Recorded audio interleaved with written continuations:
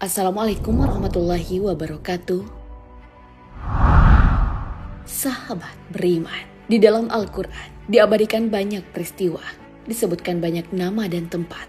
Bahkan ada banyak tempat-tempat yang disebut dalam Al-Quran maupun hadis, tapi sampai sekarang belum ditemukan. Apakah tempat-tempat itu benar-benar ada di dunia? Mungkinkah tempat-tempat tersebut tidak bisa dilihat secara kasat mata? Tonton video ini agar tidak sesat. Mendengar kata Dajjal, kita akan terbayang makhluk yang bermata satu dan penebar fitnah yang merupakan salah satu tanda kiamat. Sebelum keluar, Dajjal masih terkurung di sebuah tempat. Ada yang mengatakan bahwa saat ini Dajjal adalah di Pulau Socotra. Pulau ini disebut sebagai The Lost World, atau orang yang menjuluki tempat tersebut sebagai Pulau Alien. Pulau Socotra ini berada di sebelah timur tanduk Afrika. Pembuktian lain Dajjal berada di sebuah tempat misterius juga dibenarkan oleh kesaksian Tamim Ad-Dari. Beliau adalah seorang pendeta Nasrani yang kemudian memeluk agama Islam. Pernah ia berlayar bersama 30 orang lainnya dan terdampar di pulau yang ada di Laut Syam. Di sana mereka bertemu orang yang memiliki rambut yang lebat dan mengaku bahwa ia adalah Al-Jassasah. Tamim dan rombongan yang lain disuruh memasuki sebuah biara. Di dalam biara itu, mereka melihat sesosok makhluk yang menyeramkan.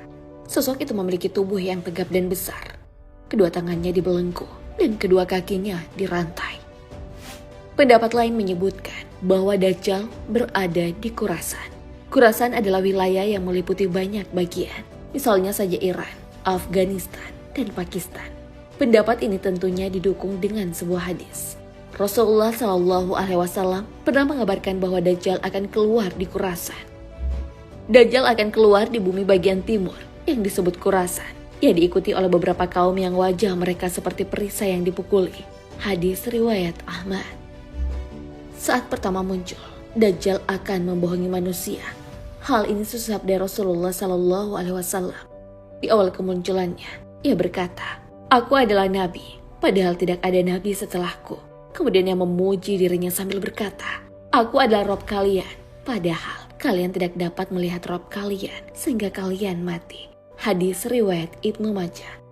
Tak hanya tempat keluarnya Dajjal yang misterius, ternyata ada tempat lain. Tempat misterius kedua adalah Gunung Qaf. Jabal Qaf disebutkan adalah gunung yang dilihat Nabi Muhammad SAW saat melakukan Mi'raj. Beliau menyaksikan sebuah pemandangan yang sangat indah berwarna biru. Karena pemandangan itu, Rasulullah SAW mengajak malaikat Jibril untuk melihat langsung sumber sinar biru itu. Ternyata cahaya itu berasal dari Jabal Qaf. Ibnu Ashur mengatakan bahwa pantulan cahaya biru yang dilihat Nabi SAW adalah pantulan dari Gunung Qaf. Walaupun tidak ada yang tahu di mana letak pastinya gunung tersebut. Jabal Qaf adalah tempat yang jarang diketahui oleh orang banyak. Gunung ini disebutkan sebagai gunung yang tak semua orang bisa melihatnya. Tempat selanjutnya adalah tembok Ya'juj Ma'juj. Seperti yang kita ketahui, kalau Ya'juj dan Ma'juj juga adalah makhluk yang juga akan keluar di akhir zaman. Mereka saat ini terkurung di sebuah tembok. Namun tak ada yang tahu tembok manakah yang dimaksudkan itu. Pembuktian Ya'juj dan Ma'juj dikurung di sebuah tembok diabadikan dalam firman Allah Subhanahu wa Ta'ala. Hingga apabila tembok Ya'juj dan Ma'juj dibukakan dan mereka turun dengan cepat dari seluruh tempat yang tinggi. Dan apabila janji yang benar, hari berbangkit telah dekat, maka tiba-tiba mata orang-orang kafir terbelalaklah. Mereka berkata, "Alangkah celakanya kami. Sesungguhnya kami benar-benar lalai tentang ini.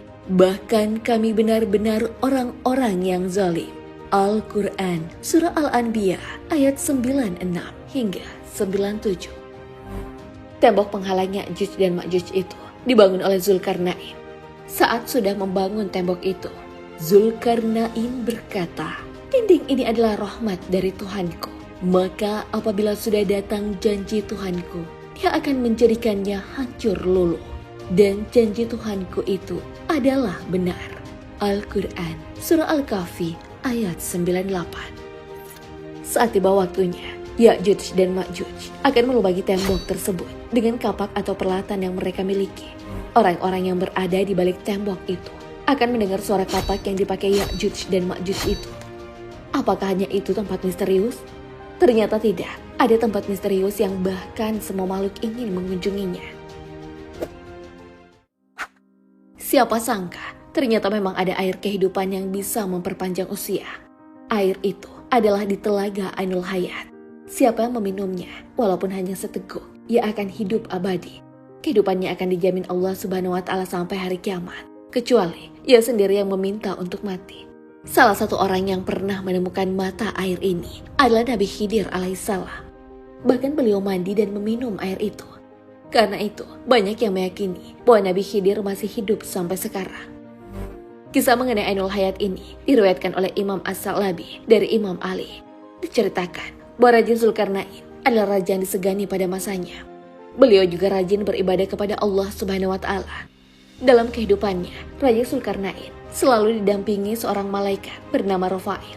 Raja Zulkarnain ingin umurnya panjang sehingga bisa digunakan untuk beribadah kepada Allah Subhanahu wa Ta'ala. Malaikat Rafail pun memberitahu bahwa ada air yang bisa memperpanjang umur manusia. Karena itu, Raja Zulkarnain mencarinya bersama pasukannya.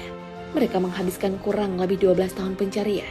Di antara rombongan pencarian itu, ada Nabi Khidir. Mereka pun berhasil menemukan tempat terbitnya matahari. Tempat itu digambarkan gelap, tapi bukan gelap seperti malam. Raja Zulkarnain pun mulai masuk ke daerah itu ditemani Nabi Khidir. Saat berjalan menuju tempat itu, tiba-tiba ada suara yang berbisik kepada Nabi Khidir. Wahai Khidir, bahwa sesungguhnya Ainul Hayat itu letaknya berada di sebelah kanan jurang. Khidir pun mengikuti petunjuk dari suara itu. Ternyata memang benar, disitulah letak Ainul Hayat. Nabi Khidir mandi dan minum air tersebut, kemudian kembali menemui Raja Zulkarnain.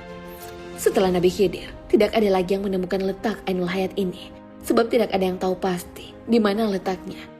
Tentu saja ada banyak makhluk yang ingin menemukan dan langsung meminum air di telaga ini, sebab banyak yang ingin menjadi abadi tanpa merasakan kematian. Tempat misterius terakhir adalah sumur Barhut. Sumur ini diyakini tidak digali oleh manusia, melainkan oleh bangsa jin.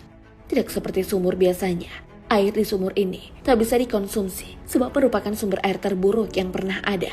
Sumur Barhut disebut-sebut berada di lembah padang pasir Barhut, Hadramut, tepatnya di Yaman. Rasulullah Shallallahu Alaihi Wasallam pernah mengabarkan mengenai sumur tersebut. Sabda beliau diabadikan dalam kitab Al-Mu'jam Al-Kabir.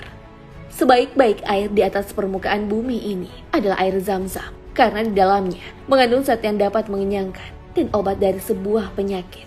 Begitu juga sejelek-jelek air di atas permukaan bumi adalah air dari sumur Barhut yang terletak di Hadramaut. Seperti kumpulan belalang yang di pagi harinya, sumur tersebut memancarkan air, kemudian pada sore harinya mengering, yang tidak terdapat bekas basah apapun di atasnya.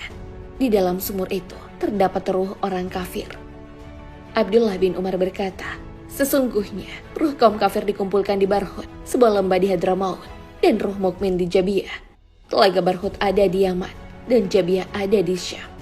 Para ulama dan habaib yang ada di Yaman sangat tidak menganjurkan untuk mendatangi tempat tersebut, sebab tempatnya tidak layak dikunjungi dan berbau tidak sedap.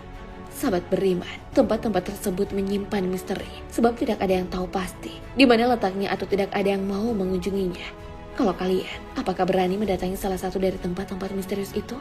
Wallahu a'lam bishawab. Wassalamualaikum warahmatullahi wabarakatuh.